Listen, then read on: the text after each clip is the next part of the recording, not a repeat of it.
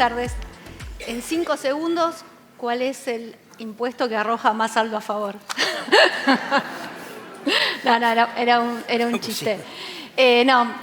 Primero le quiero agradecer mucho a IDEA por haberme convocado. La verdad que me siento muy a gusto de participar y coordinar este panel con Luis y con Francisco. Muchísimas gracias a Pablo por su calidez para este encuentro y por todo lo que hemos charlado. Así que bueno, y vamos a hablar un poquito de dos temas que creo que por hablarlos siempre no dejan de perder actualidad, que son los saldos a favor en ingresos brutos y un tema que siempre tenemos en la mira y que se estuvo hablando también a la mañana, que es el tema de la simplificación tributaria. Y la verdad, cuando hablamos de saldos a favor, siempre que nos juntamos, no sé, en alguna cámara o nos juntamos un par de colegas o mismo antes cuando estábamos tomando un café, alguien se acerca y dice, ¿viste qué problema que tengo con Tierra del Fuego? ¿Viste qué problema que tengo con Misiones? ¿Viste qué problema que tengo con Tucumán? La verdad que los saldos a favor son problemáticos en el impuesto sobre los ingresos brutos. A veces no basta con pedir una atenuación de alícuota o un certificado de no retención, que por demás ya es complejo, sino que muchas veces en una mesa de trabajo donde tenemos que rendir cuentas, digamos así, por estos créditos inmovilizados que con la devaluación y con la inflación cada vez pierden mayor valor, nos plantean, ¿y si hacemos algún reclamo judicial? ¿No se los han planteado a ustedes alguna vez? A veces nos dicen, ¿y si vamos a la justicia con esto? Bueno, de eso se trata esto.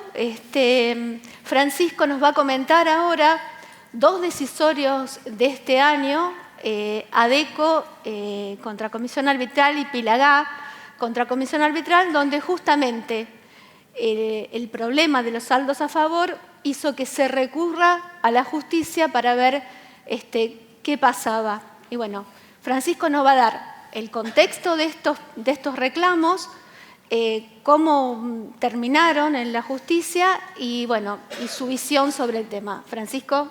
Bueno, muchas gracias, Claudia. Un poco como señalaba Claudia recién, yo quise empezar señalando cuál es el estado de situación que probablemente todos ustedes conozcan hoy como contribuyentes o asesores en la República Argentina. Sabemos que está plagado de pagos a cuentas por retenciones y percepciones que en líneas generales superan en forma desproporcionada a los impuestos que terminamos determinando, en concreto el impuesto sobre los ingresos brutos. Algunos son el CIRCAR, CIRPEI, CIRCREP, CIRTAG, y hay otros regímenes de recaudación que agobian a todos los contribuyentes o a una gran cantidad de contribuyentes en distintas jurisdicciones. Los aumentos de saldo a favor son constantes, son desmedidos, son desproporcionados y suelen superar muchísimas veces el impuesto que se determina mes a mes como anticipo. Y uno de los principales inconvenientes con el que nos encontramos es que estos saldos son depreciados por efecto de la inflación y no tenemos tampoco un esquema o una forma de poder actualizarlos para poder utilizarlos o recuperarlos el día de mañana. Entonces, ¿cuáles son las vías o las escapatorias que tienen los distintos contribuyentes hoy en día? Bueno, como decía Claudia, los certificados de no retención, de no percepción, las exclusiones, las atenuaciones de alícuotas, que si bien están previstas en las distintas reglamentaciones de las jurisdicciones provinciales, lo cierto es que vienen atadas a un sinnúmero de requisitos formales o incluso, en la mayoría de los casos, a la necesidad de ya tener saldo a favor acumulado para que nos otorguen el certificado.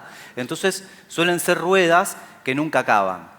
Esto nos lleva muchas veces a la intervención nuestra como abogados, asesores, a decir, bueno, podemos plantear acciones judiciales con medidas cautelares que impidan que se sigan generando estos saldos a favor.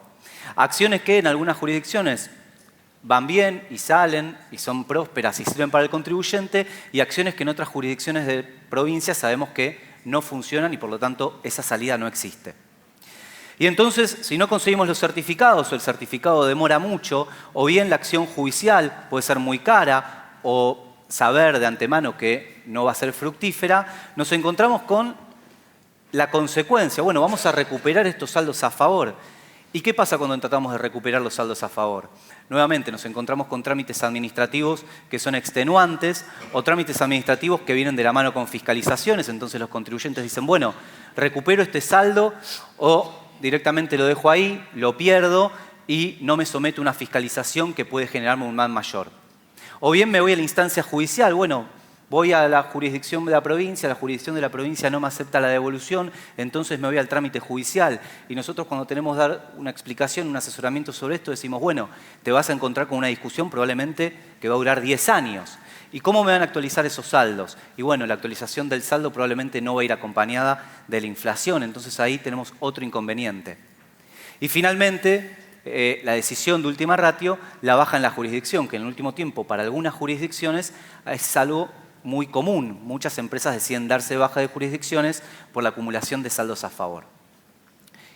Esto estuvo tratado por las provincias y de hecho existieron acuerdos, y si nos vamos a acuerdos más cercanos en el tiempo, tenemos el consenso fiscal del año 2017, en donde las jurisdicciones provinciales y la Ciudad Autónoma de Buenos Aires deciden acordar algún tipo de límite a la generación de saldos a favor, acordar que iban a respetar el límite territorial, es decir, los regímenes de recaudación no iban a ir a buscar a operaciones o a ingresos o a contribuyentes que no tuvieran sustento, que no tuvieran presencia en la jurisdicción de la cual se trate, para evitar, entre otras cosas, la generación de estos saldos a favor que son extenuantes. Y además dijeron, bueno, vamos a establecer mecanismos para la devolución automática de los saldos a favor. Y esto sabemos que en muchas jurisdicciones ya sucedió. Pero bueno, quizás el mecanismo de devolución automática es para montos que son irrisorios. Bueno, la devolución automática es por montos de hasta 500.000 pesos o montos de hasta 1 millón y nos encontramos en los hechos con montos que son muy superadores. Esto se repite en el 2021. Prácticamente las jurisdicciones vuelven a llegar a un acuerdo y si bien algunas cosas entre los distintos consensos varían, lo cierto es que estos dos puntos se mantienen prácticamente iguales. 2017-2021, la decisión de la inmensa mayoría de las provincias es la misma. Sin embargo, tenemos acuerdos que no tienen implementación en los hechos, al menos hasta ahora. Después, bueno, Luis nos comentará un poco cómo se está trabajando desde la Comar. Entonces, algunos contribuyentes que deciden, voy a ir a discutir a la justicia ante la jurisdicción que corresponda. Y yo seleccioné algunos casos porque tenemos un montón de antecedentes, pero por mencionar alguno muy reciente, en la Ciudad de Buenos Aires, un contribuyente que fue a plantear la situación de acumulación de saldos y a pedir una exclusión, a pedir una atenuación de alícuotas en la Ciudad de Buenos Aires, la JIP, la administración, se lo rechazó. ¿Por qué? Por una cuestión formal, ¿sí? Porque estaba en el régimen como contribuyente de algo riesgo, porque quizás le faltaba presentar alguna declaración jurada o porque quizás tenía alguna deuda. Entonces, la administración rechaza la atenuación y el contribuyente se encuentra con la necesidad de ir a la justicia. Y la justicia tiene ya muchísimos antecedentes a favor de los contribuyentes. En este caso, por ejemplo, de la Cámara de junio del 2024, la justicia admitió una medida cautelar para que este contribuyente deje de acumular saldos a favor. Ordenó que se lo excluya de los regímenes hasta tanto consuma el saldo a favor y le dijo a la JIP que las retenciones y las percepciones iban a poder ser iguales al impuesto determinado y que cuando se excediera el impuesto determinado, entonces automáticamente correspondía excluirla del régimen. Pero bueno, esto es una decisión para este contribuyente con todo lo que eso conlleva, el tiempo que perdió en el medio, los honorarios que seguramente tuvo que pagar y el riesgo de que la decisión pudo haber sido en contra. También tenemos en la provincia de Buenos Aires planteos similares. Procter & Gamble, esta es una sentencia del 2022 de primera instancia que no fue cuestionada por ARBA ante la Cámara, en donde nuevamente la compañía plantea una medida cautelar para obtener la exclusión de los regímenes de recaudación. Y la justicia reitera el planteo de que el fisco estaba rechazando la atenuación de alícuotas por cuestiones formales, y lo admite. Y entonces nos encontramos con algunos contribuyentes que en el último tiempo decidieron optar por otra vía. En vez de ir a discutir estos temas a cada una de las jurisdicciones, decidieron demandar, decidieron cuestionar los regímenes de retención o de percepción, en concreto el CIRCREP, deciden cuestionarlo contra la comisión arbitral. Y tenemos un fallo que fue muy resonante, que salió publicado en muchísimos medios, de mayo del 2024, Adeco Agropecuaria contra comisión arbitral. ¿Qué planteó ADECO? Dijo, bueno, yo sufro percepciones, sufro retenciones, estoy sujeta a un sinnúmero de regímenes de recaudación y, entre otros, al CIRCREV. Y el CIRCREV me genera constantes saldos a favor. Yo ya solicité a la jurisdicción, en concreto de la jurisdicción de Santa Fe, que me excluya del CIRCREV. Pero la jurisdicción no lo hizo, no lo aceptó, por el motivo que fuera.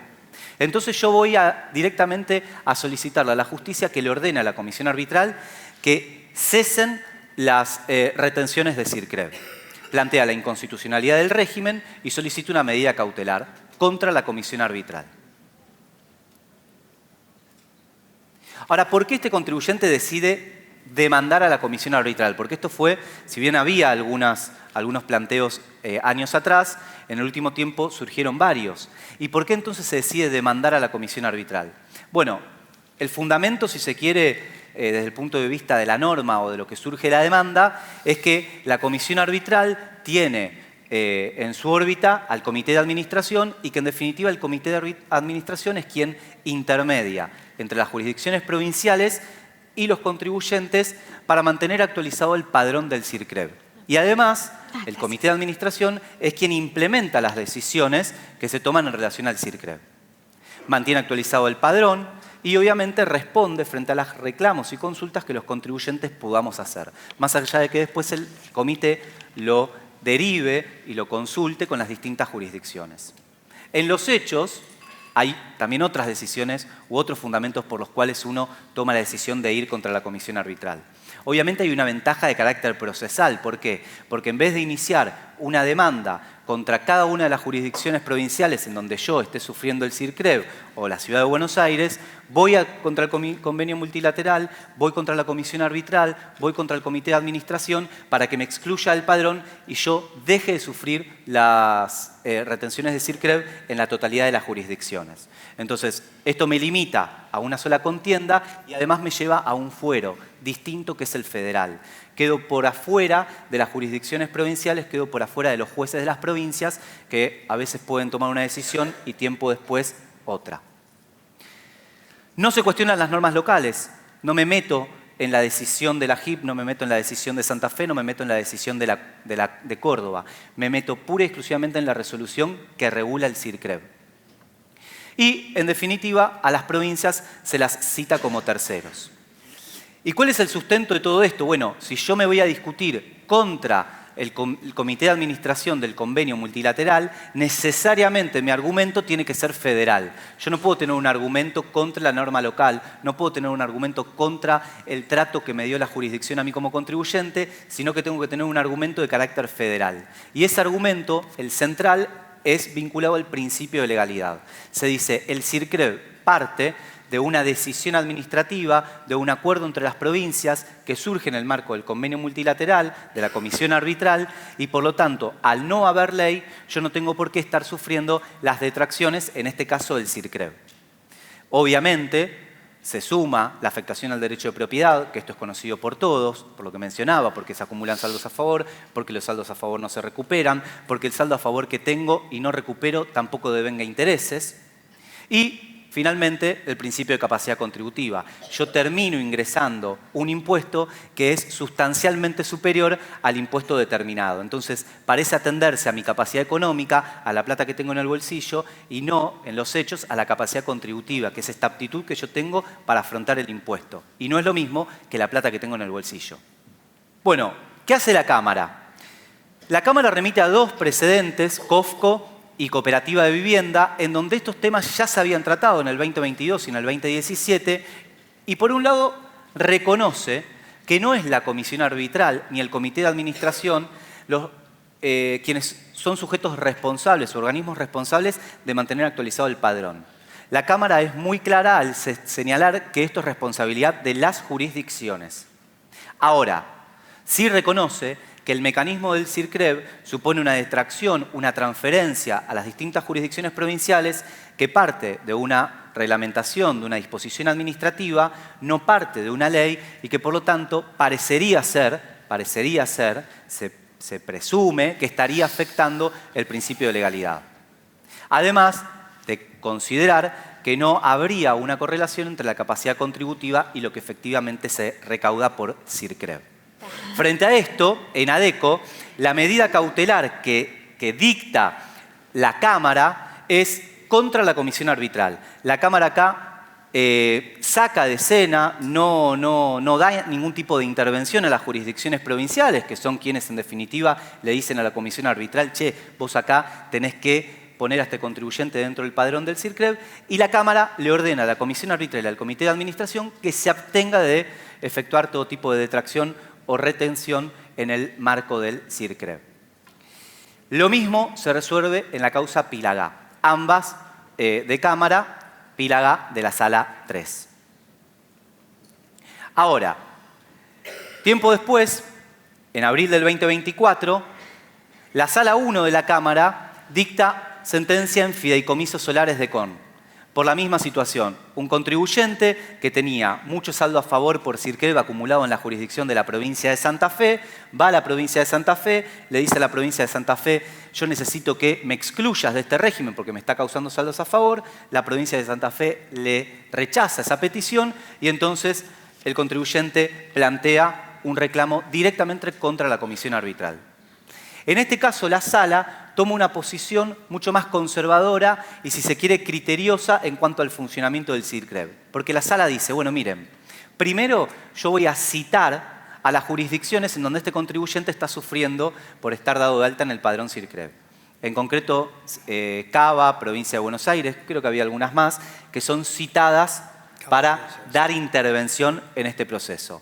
Y le dice, bueno, informen si este contribuyente está en CIRCREV, y expliquen por qué siguen CIRCREV, por qué no decidieron excluirlo, por qué sigue acumulando saldo.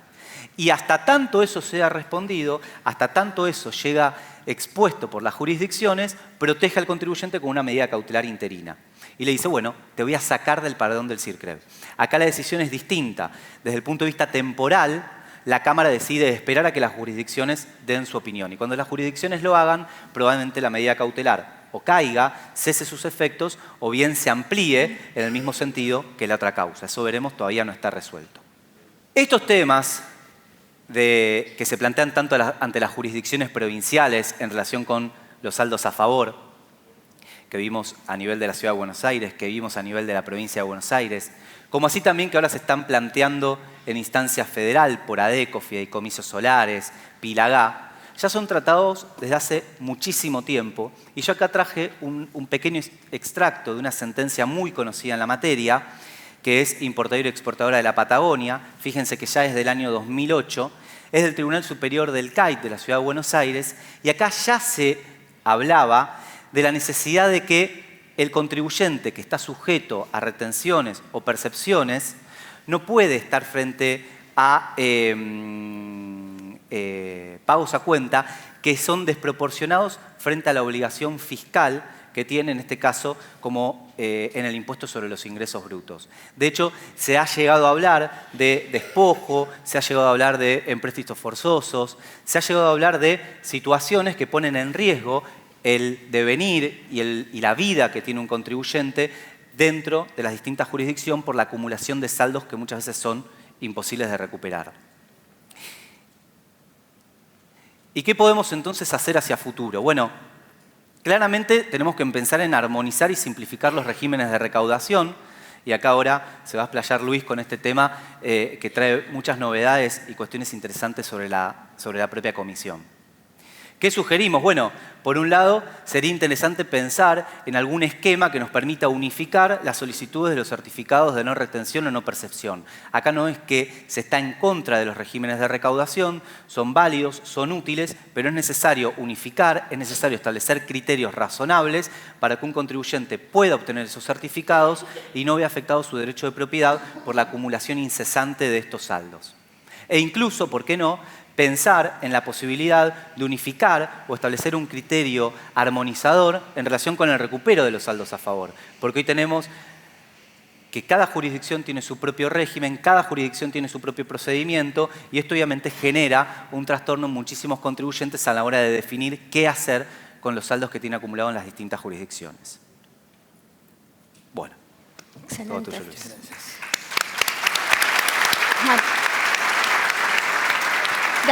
Gracias, Francisco. excelente tu exposición. Y vos comentaste algo que trajiste a tu exposición el consenso fiscal del 2017, que parece que pasó hace un siglo, y todos los consensos que lo siguieron, donde en todos esos consensos se hablaba del tema de simplificación tributaria, ¿sí? Y hoy estamos en agosto del 2024 y estamos conviviendo con todos los temas que vos dijiste en tu última conclusión, y un montón de temas administrativos que tenemos que cumplir, como ser domicilio fiscal electrónico distinto para todas las jurisdicciones, distintas formas de pedir un certificado, distintas formas de presentar una declaración jurada, padrón sí, padrón no, un montón de cosas. Y sé, Luis, que la comisión arbitral se está haciendo eco de todo esto, ha recogido el guante en cuanto a toda la problemática que tenemos las compañías, porque esto no solo nos lleva a un gran trabajo operativo, sino también un alto costo de administración. Y sé que la comisión arbitral está trabajando intensamente con esto, así que te pido que nos des los lineamientos de todo el trabajo. Bueno, muchas gracias. Buenas tardes a todos. Muchas gracias por tener la posibilidad que la Comar, como organismo del convenio multilateral, tenga la alternativa esta de poder venir a escucharlos y también poder contarles qué es lo que estamos llevando adelante en lo que marca toda esta problemática, que sin lugar a dudas afecta en gran medida a todo lo que es la actividad económica o a las distintas actividades que participan de la economía. Respecto al rol de la comisión arbitral en lo que tiene que ver con los sistemas armonizados de recaudación, solamente por lo explayado por Francisco y por lo comentado por Claudia, hacer dos aclaraciones. Hoy no se discute la competencia de la Comar respecto del establecimiento de pautas o de reglas generales para lo que tiene que ver con la administración y la gestión de los sistemas informáticos que desarrolla. Y eso, como bien lo explicaba Francisco, no solamente surge del consenso fiscal de 2017, sino también surge del consenso fiscal del 2021 y del 2022, donde por primera vez en un consenso fiscal se nombra a la comisión arbitral para que sea el anclaje de donde se proponga la armonización y la simplificación respecto de todas estas cuestiones que provocan distorsiones en la aplicación del impuesto y en particular en la aplicación del convenio. Por el otro lado, son las propias jurisdicciones las que crean los regímenes de recaudación. Son las jurisdicciones las que armonizan su marco normativo con la creación del régimen, son las jurisdicciones las que armonizan quiénes son los sujetos agentes de recaudación, sean de retención o percepción, son las jurisdicciones las que armonizan en la creación del régimen quiénes son los sujetos que van a ser pasibles de percepciones y de retenciones, y son también las jurisdicciones las que determinan ya en una forma de armonización parcial cuál es el mecanismo por el cual van a arbitrar las exclusiones de los padrones. ¿Esto qué quiere decir? Que en el funcionamiento de este sistema, donde están el rol o las competencias que tienen las jurisdicciones y la comisión arbitral, la participación de la comisión arbitral tiene que ver exclusivamente sobre la gestión o administración de los sistemas que le piden las jurisdicciones que desarrolle para que los padrones que generan las jurisdicciones se vuelquen de eso dentro de los sistemas y se genere un padrón único y se distribuya a los agentes de recaudación, no a las jurisdicciones. Esto tiene que ver y viene a colación por el tema de lo que fue comentado recientemente de estas exigencias de la justicia, que yo no creo que es un hecho terminado, es solamente una medida cautelar que se ha presentado en este caso. No vamos a poner a analizarnos si está bien o está mal, pero tenemos un fuero donde ha adoptado dos criterios totalmente distintos.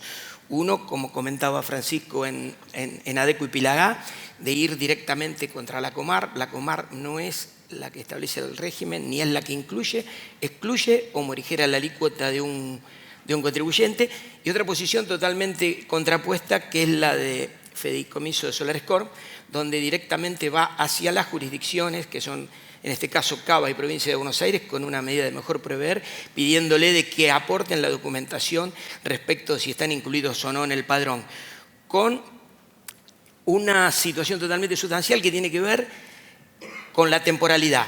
En el caso de ADECO y de Pilagá, la temporalidad es hasta que el caso se resuelva. Todavía no terminó el tema tiene que ir a la justicia y resolverse. ¿Esto qué puede provocar? Puede provocar que el contribuyente, si transita 5 años el juicio, pueda estar 5 años excluido de los padrones y haber agotado en 2 o 3 meses el saldo a favor, o cuando empieza el juicio ya no tener más saldo a favor en estas jurisdicciones. En el caso de Fideicomiso de Solares Corp es distinto, dijo, hasta que se sustancie la medida de mejor proveer. Entonces vemos, sin entrar a considerar qué es lo que está bien o qué es lo que está mal, me parece que vemos que dentro de un mismo fuero hay 2 decisiones y 2 planteos distintos. Y en este escenario creo que es importante volver a la manda esa que recibe a través de los 3 consensos fiscales, porque en los 3 se repiten las mismas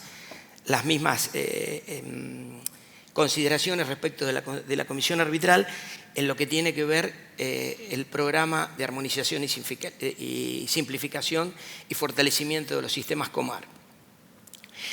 ¿Qué involucra esto? Esto involucra ya por el año 2018, dentro de los programas de fortalecimiento federal del proyecto de fortalecimiento federal estaban los programas de fortalecimiento de distintos organismos.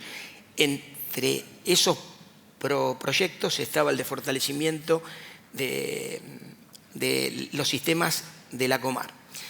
Y esto venía de la mano con una de las exigencias o compromisos que asumieron las jurisdicciones que firmaron los consensos fiscales de que tenían que promover en el término del año 2022 la adhesión total de lo que era al RUT, al régimen único tributario o al padrón federal, y al sistema de operaciones de tarjeta de crédito.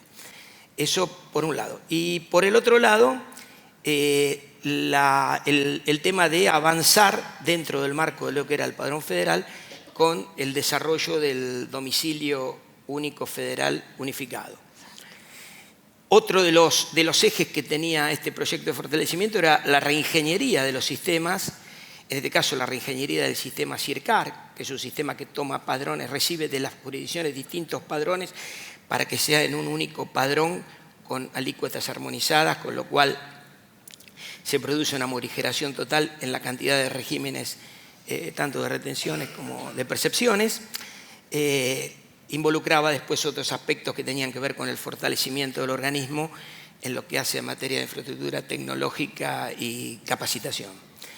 En ese marco, este programa que es financiado por el BID se retomó en el año 2022, cuando casualmente esto lo pudimos retomar cuando termina la pandemia y empieza a trabajarse una parte de trabajo presencial y empezamos a funcionar de una manera distinta.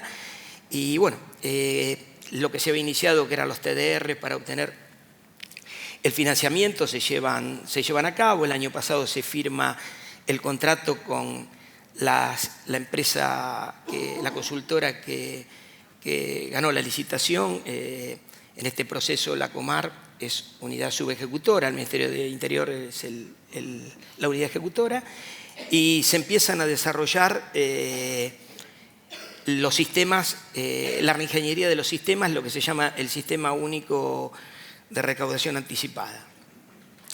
¿Cómo estamos hoy respecto de todos estos impulsos? Respecto del padrón federal, se reunió la adhesión de todas las jurisdicciones que firmaron el consenso fiscal, más la Ciudad Autónoma de Buenos Aires, que también lo comprometió, con lo cual vamos a empezar el año 2025 con un 99,98% de los contribuyentes de convenio, incluidos dentro de lo que es el padrón, el régimen único tributario, el padrón federal.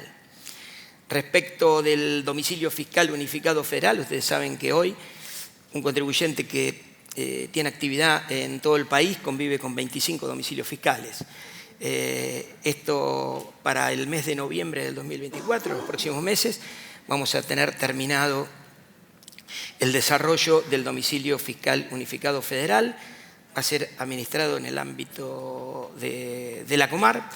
La función de la Comar va a ser una función como funciona el de la FIP, va a ser una especie de correo, recibe y entrega. Eso va a ser cada una. Estamos hablando de impuestos que son provinciales y que tienen una autonomía tributaria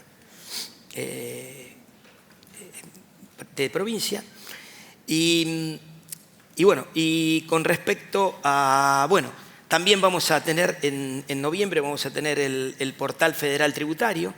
Esto es una posibilidad que también, en lo que hace a tener una mayor sinergia de comunicación, no solamente los contribuyentes van a poder comunicarse a través de AFIP, sino que lo van a poder hacer y acceder a todos los servicios de Comar a través del Padrón Federal Tributario. En diciembre del 2024 vamos a tener funcionando el Sumabot. El Sumabot hemos empezado a trabajar con inteligencia artificial y gobernanza de datos. Este año obtuvimos la certificación ISO 27001 para tener garantizado los estándares de seguridad informática. Y bueno, esto va a ser parte de la mesa de ayuda. Un antecedente o algo muy importante que se va a producir también a fin de año va a ser la plataforma de la declaración jurada simplificada. Desarrollamos, esto estaba dentro del proceso de armonización y simplificación. Hoy la Comar gestiona 600.000 declaraciones juradas mensuales. ¿Tá? Con la declaración jurada simplificada seguramente esto va a simplificar en un 50% todo este tipo de tramitación. Y estamos trabajando muy fuertemente para no en un futuro muy lejano tener la posibilidad de generar una declaración jurada sugerida. Esto depende de ciertos y determinados convenios que estamos hablando con otros organismos donde tenemos que recibir información para poder... esto no quiere decir que vaya a desaparecer el sistema autodeclarativo en formato tal, pero seguramente teniendo la posibilidad de generar una declaración jurada per forma o sugerida, vamos a tener la posibilidad de morigerar y a lo mejor de sacar algunos de los regímenes de recaudación anticipada que no tienen una representatividad importante y que generan algunos tipos de conflictos en lo que tiene que ver en la superposición. Todo esto para el diciembre del 2024. Y respecto del SURA, del Sistema Único de Recaudación Anticipada, que es la reingeniería del CIRCAR, va a estar funcionando, va a estar la plataforma terminada para dársela a las jurisdicciones a fin de año de lo que es el Sistema Único de Percepciones. Para en el segundo semestre otorgarles la plataforma del Sistema Único de Retenciones. Todas estas medidas de simplificación y armonización, bueno, a modo de comentario, no solamente en esto que tiene que ver con los desarrollos, hemos hecho un trabajo bastante interesante entre el año pasado y lo que va de este año, para que a mitad de año una de las provincias como era Tucumán, que tenía doble presentación a través de CIFERE y CIAPRE, deje el CIAPRE para los contribuyentes de convenio, lo cual logró una simplificación y una morigeración de la tarea de los contadores que tenían que presentar una doble declaración jurada. Y bueno, y ahora estamos trabajando para que lo puedan hacer con los locales también. Dentro de todo este contexto y sabiendo de que los efectos más distorsivos que provoca el impuesto son la acumulación de los saldos a favor, y es un tema que a las provincias también les preocupa, tener la posibilidad de tener un padrón único, como va a ser en el tema del CIRCIP o del CIRCIR, esto va a morigerar totalmente la cantidad de retenciones y de percepciones, lo cual va a atenuar la acumulación de los saldos a favor. Independientemente de eso, y como hemos hecho en otros organismos, como lo hicimos en la Unión Industrial Argentina, en la Unión Industrial de Córdoba, en la Cámara Argentina de Comercio y Servicios en los meses pasados, me acompañaron y concurrieron las 5 o 6 principales jurisdicciones, Cava, Provincia de Buenos Aires, Córdoba, Santa Fe, Corrientes y Mendoza. Y Mendoza, donde bueno, ellos expusieron cuáles son las medidas y las adecuaciones normativas que han llevado adelante y que van a llevar adelante respecto de la solución para todos estos saldos a favor que se han acumulado, ya sea en lo que tiene que ver en materia de devolución, en materia de compensación, en materia de utilización para la cancelación de otros impuestos. Estaría bueno que en alguna oportunidad tengamos la oportunidad también de hablar, porque son las jurisdicciones en sí las que crean los regímenes y las que tienen que determinar cómo es el funcionamiento. La verdad que, Luis, te agradecemos que hayas elegido IDEA como para dar todas estas novedades que creo que son muy importantes. Pienso en una que es el domicilio único, porque la verdad que eso es bastante complicado, así que creo que vamos hacia una modificaciones importantes, ¿no? La verdad que... Todo lo que tiene que ver con simplificación y armonización. Hoy estamos en un momento donde uno entiende, es muy fuerte el perjuicio que se sufre cuando, y sobre todo en las condiciones de inflación y de altos costos financieros, cuando uno tiene saldos a favor y no los puede utilizar. Exacto. Hay un perjuicio real. Pero también tenemos a veces que pensar, bueno, y salen muchas ideas, la eliminación del impuesto, el tema de la eliminación de los regímenes de recaudación. Yo no quisiera pensar si eliminamos el CIRCREV y retrotraemos al año 2004. Tendríamos que convivir con 24 CIRCREV. Hoy tenemos problemas con 2. Tenemos 2 jurisdicciones que no están adheridas. Claro. Es mucho. Y también en la eliminación del impuesto, también se esbozan a veces, yo creo que son cosas apuradas, eliminación del impuesto.